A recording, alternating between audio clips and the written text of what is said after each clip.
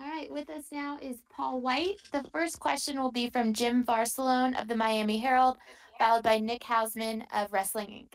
Right. Hey, Paul, thank you so much. Hey, Jim, how are you, man? I'm good, thank you. Here from South Florida. You're one of your homes, I guess, so it's always good to talk to you, sir. It's good to talk to you, man. Thank you. Hey, what did you think about not only the show, but also the big announcement? Christian's the big announcement. You were hyping that. AEW's been hyping that. What did you think about all that, how it went down? I don't know if you've seen any reaction yet from fans or anything like that. Just your thoughts. I haven't seen any reactions. I watched this pay-per-view backstage, and I was really this is the first one that I've had to really sit and study, and this is where I'm working now. I thought it was a great storytelling all the way through. I like how the pay-per-view built. I was really impressed with the tag team tournament. I thought they did a great job. The finish at the end where you wound up with, Phoenix, Bastard, and Jungle Boy. That was a great story. Those are very, very hard matches to have, let alone have a tag team battle royal. I thought there was some great stories in there, and I thought all the tag teams that were involved, everybody came out with a little bit of a shine when they needed to get a shine, which is hard to feature that many guys. I thought they did a great job of that. I was really impressed with the cinematic match, of course, with Sting and Darby, and Brian Cage just looked like a monster tonight. All I kept referencing there was Cage looked like the Incredible Hulk from Avengers, with the shadow and the lighting. He did a great job of establishing himself. And, Darby and Sting, they're just, Darby's actually on my list one day. Hopefully I get to work with him. Me, I've had more turns than NASCAR. So hopefully by then I'll be a heel and it'll be a lot of fun. The main event tonight, incredible. That's one of those kind of matches that there's such a potential for things not coming off the way you want them to, and everything that needed to come off, I thought they did a fantastic job with their story, the fight, the cringing moments, with Mox landing in the barbed wire, and I thought it was really intricate how a lot of things were protected, even with Kenny's finish, where Mox kicked the ropes and it blinded Kenny, so the finish was still protected. A lot of those kind of things that are put in a match are things that I look for, and I really enjoyed the effort that those guys put out. Even the referee who, a referee does their job when you don't notice them. But the things that I did pay attention to tonight with the ref did a great job of selling the action that was going on. And I think both of those guys really told that part of the match and that story. They really knocked it out of the park. It was really enjoyable. And you heard the people backstage reacting to it with the different pyro and the barbed wire and being tangled up. And I've had a few of those hardcore matches in the ECW days. I haven't had a barbed wire one, but I've had a thumbtack one. So I think this one definitely beats the thumbtack match for sure. Thanks, Paul. Up next is Nick Hausman from Wrestling Inc., followed by Bill Pritchard of WrestleZone. Great. Hi, Paul. Can you hear me? Nick. Hey, Paul. Can you hear me? Nick, you need to unmute. There you go. Can you hear me? You're on mute. You're on mute, brother. We can hear you now. Hi, Paul. Thank you so much, man. Appreciate you taking the time tonight. Thank you. This is the first time you've been in a new locker room here in a couple years. Right? How different? Yes. Not since I had long hair, right? Sure. How different is it now for you? What is this experience like? What is the culture? How does this differ from where you were previously at, Paul? The atmosphere is completely different. I think anytime you start over new somewhere, it's automatically going to be refreshing, but even more so here. The support, the one thing that is different here that I really enjoy is the support and the fight that the town is over here for respect and recognition in the drive. That's the heart of professional wrestling. And when you're doing entertainment, you want a locker room that it's not guys stepping on each other's toes, cutting each other's throat to get a position. You want a team where everybody is trying to get over and everybody is trying to make the best possible product for the fans. And that kind of environment I thrive on, and I love this environment. I haven't seen a locker room with this kind of positive energy in a long, long long time. So for me to come over, and I've heard the stories from some of the guys, I heard the stories from Jericho about how nice it was here.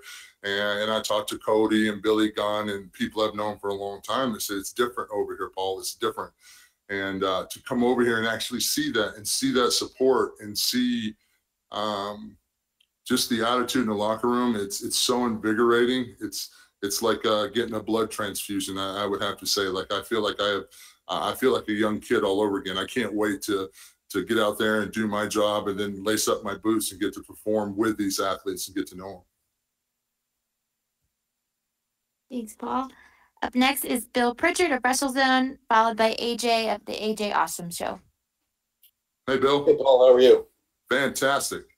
So a lot of people have been talking about the potential for you wrestling, your role on AEW Dark Elevation, but I wanted to know if any part of your decision had to do with some of the, maybe extracurricular activities you could do. Like, I know you did some ambassador work with WWE, and right. AEW was close with Culture City, some stuff like that. Like, do you look to continue doing some of that outside of the company? Like, absolutely. That's one of the things that I was fortunate enough of being with WWE for so long, is I got a chance to build some great community relationships and some great partnerships. And one of the partnerships that's very dear to my heart is Special Olympics. And that's one of the conversations I have with Tony coming over here. I said, look, I know it's going to be a little bit awkward, but I'm still going to be involved with Special Olympics, even though that's kind of a brand that's teamed in wrestling with WWE. And I think everybody involved, WWE, Special Olympics, and AEW, understands my passion and commitment to Special Olympics. So that's not a problem going forward. That's one thing about Tony. Tony understands what I bring to the table. I can only help AEW's product by getting better, by getting involved with community projects, which I care about, and going forward with that. And plus, there's a lot of opportunity for me now that I'm building. In essence, we're building the Paul Wight brand. So I got a chance to do a lot of positive things with my own brand for things in the future as well. And I've got the freedom to do more movies, to do more television, to do more community aware things that I've wanted to get involved with. Where before, a lot of those opportunities were limited because there was so much talent and there were so many people striving for the same things, that now I'm not competing against a lot of people around me. Now I've kind of got this wide open atmosphere, and the positive reinforcement and the encouragement behind it now is just unreal. Like I said, for me, it's very surreal to have come from a very competitive market to now where it's competitive, but it's also very supportive. The next question is from AJ of the AJ Awesome Show, followed by Sean Ross Sapp of Fightful. Great. Hi, AJ. Hi, thank you for talking to us. Oh, my pleasure. Thank you for having me. My question is, I know you're a fighter at heart, so who are a few people you would want to face in matches in AEW? Well, in AEW, there's such a tremendous amount of talent here that I've already kind of scoped out, if you will, and put on my list. One of them is definitely Darby Allin. I love his presence in the ring and his character. I think we're such opposites in size and careers that I would love to work with Darby. Kenny Omega, of course. I would love to team up again with Jericho or Billy Gunn.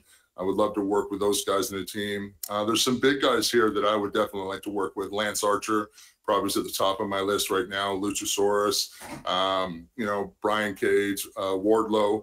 These are all big guys that I think if I get a chance to work with them, I could do the best that I could for them by being in the ring and working with them. You can talk to people in the back and all that, but actually getting in the ring and letting guys experience a different pace, a different tempo, and a different kind of action really can help them come into their own. And that's why I'm still doing what I'm doing, because I love helping the talent.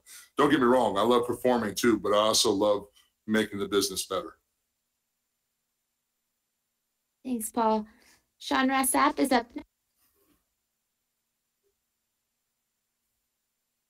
Hello? Hey, Paul. Thanks for taking the time. So how do you first make contact with AEW to make a deal like this work, considering you've been the same place for almost 20 years? And is this the type of thing that you have sort of a farewell conversation with Vince McMahon about? Do you give him the heads up? Well, no, this is a conversation. Here's the thing. Vince actually called me the day that it was announced that I signed with AEW, wished me a lot of luck, agreed that I'm going to be a fantastic asset to AEW, thanked me for all the years that I worked in WWE. There's no animosity. There's no anger. There's no dirt, so to speak. This just came down to, contract negotiations and opportunities. Let's face it, at over 20 years in WWE, I have done everything that there is to do in WWE. I needed a fresh start.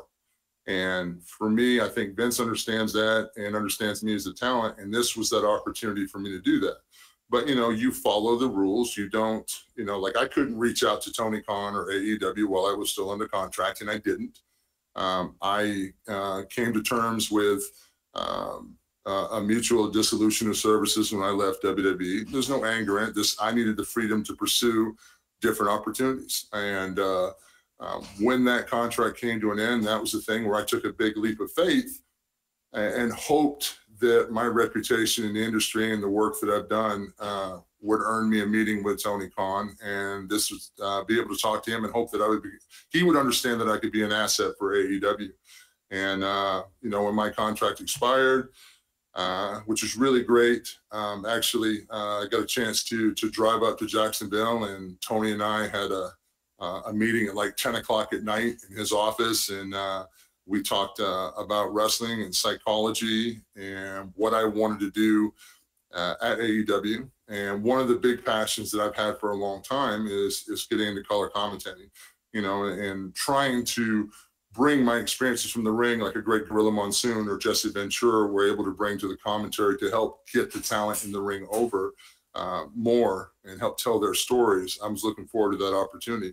And also the opportunity for me to compete with some fresh talent, some people that I haven't had angles with, some people that I can also help to become better. And also a new environment, a new place to work helps reinvigorate yourself, So believe me, leaving WWE was a little bit scary because I had so much tenure there and so much experience and had basically already paid every due I needed to pay at WWE to leave that stock and to put a lot of faith in yourself and say, hey, if you're really passionate about this and you really want to do this, then you have to put your big boy pants on and give it a shot. And, I'm very grateful and very thankful that it all worked out. And hopefully the AEW fans will be happy as well.